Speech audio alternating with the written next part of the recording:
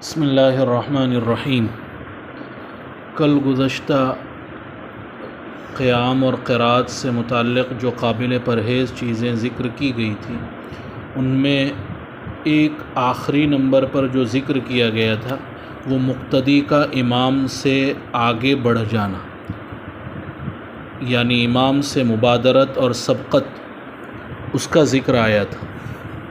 اس سلسلے میں Darul Uloom London UK کے استاد حدیث حضرت مولانا مفتی عمر فاروق صاحب لوہاروی دامت برکاتہم العالیہ کا ایک رسالہ ہے، امام سے مبادرت اور سبقت کے احکام۔ اس کا خلاصہ آپ کے سامنے پیش کیا جا رہا ہے۔ موضوع کی اہمیت کی وجہ سے خاص توجہ مطلوب ہے۔ رسول اللہ صلی اللہ علیہ وسلم نے نماز با جماعت میں مقتدی کو امام کی پیروی کرنے کا حکم فرمایا ہے اور امام سے آگے بڑھنے سے سختی سے روکا ہے۔ چنانچہ صحیح بخاری میں حضرت ابو ہریرہ رضی اللہ تعالیٰ عنہ سے مروی ہے، رسول اللہ صلی اللہ علیہ وسلم نے ارشاد فرمایا، کیا تم میں سے کوئی امام سے پہلے اپنا سر اٹھاتے وقت اس سے نہیں ڈرتا کہ اللہ تعالیٰ اس کے سر کو گدھے کے سر کے مانند یا اس کی صورت کو گدھے کی صورت کے مانند بنا دے؟ بخاری، مسلم، ترمذی اور نسائی کی روایات میں امام سے پہلے مطلقاً سر اٹھانے کا ذکر ہے۔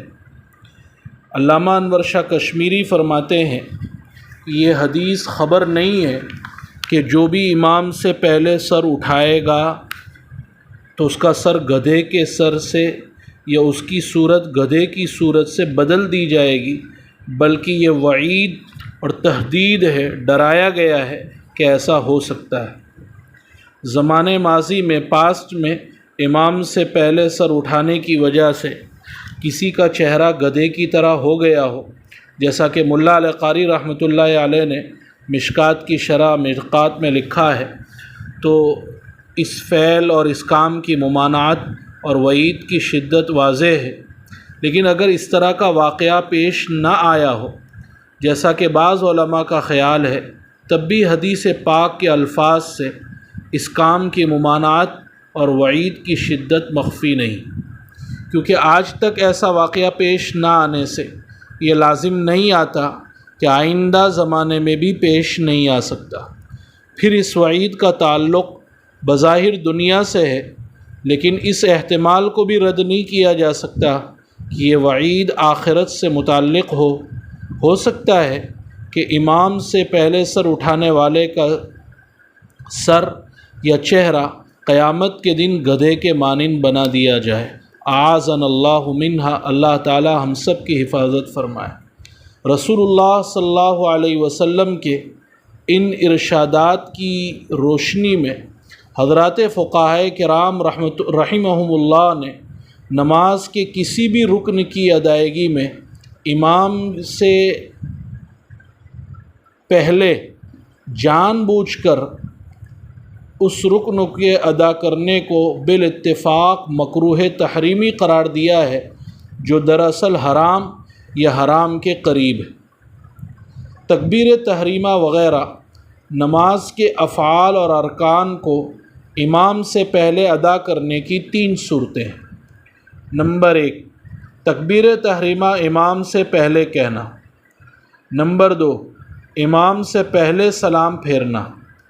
نمبر 3، بقیہ ارکان یعنی تکبیر تحریمہ اور سلام کے علاوہ بقیہ ارکان میں کسی کو امام سے پہلے ادا کرنا۔ فقہ حنفی کے اعتبار سے ہر ایک کا حکم ذکر کیا جا رہا ہے۔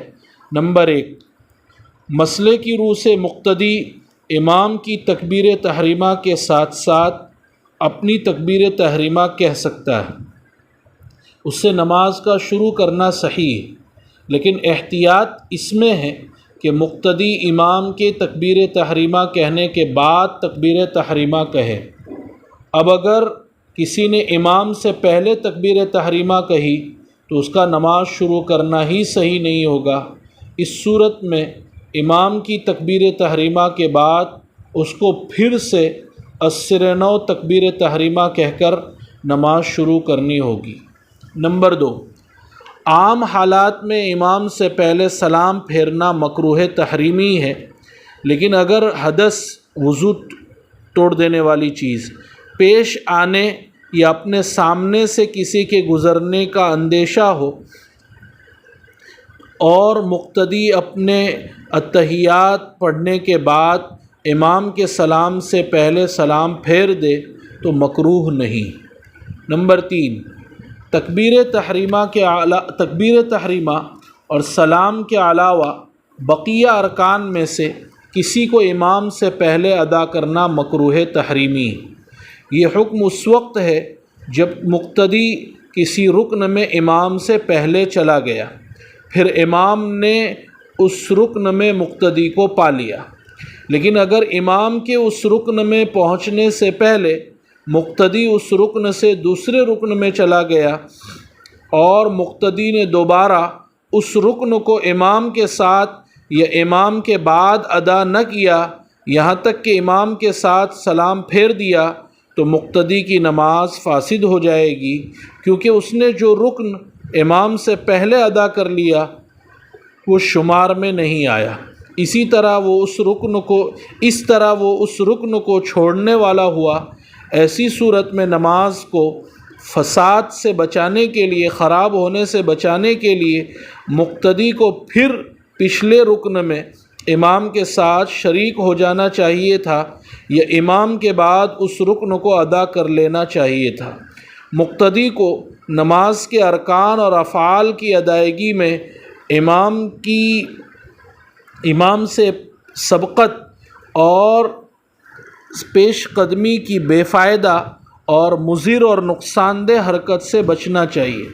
امام سے آگے بڑھنے کا فائدہ اس وقت ہوتا جب مقتدی امام سے آگے بڑھ کر اپنی نماز امام سے پہلے ختم کر لیتا۔ حالانکہ عام حالات میں مقتدی امام سے پہلے سلام پھیر ہی نہیں سکتا، پھر مکروہ تحریمی کے ارتکاب کا وبال اور نقصان الگ رہا۔ رسول اللہ صلی اللہ علیہ وسلم کے اس ارشاد کو سامنے رکھا جائے، اگر کوئی اس کو سامنے رکھے تو کوئی عقل مند آدمی یہ جرأت کر ہی نہیں سکتا کہ کسی رکن کی ادائیگی میں امام سے سبقت کرے اور آگے بڑھ جائے۔ اللہ تمام کی حفاظت فرمائے، مسئلے کو سمجھ کر اس پر عمل پیرا ہونے کی توفیق عطا فرمائے۔ سبحان اللہ وبحمدہ، سبحانک اللہم وبحمدک، نشہد ان لا الہ الا انت، نستغفرک ونتوب الیک۔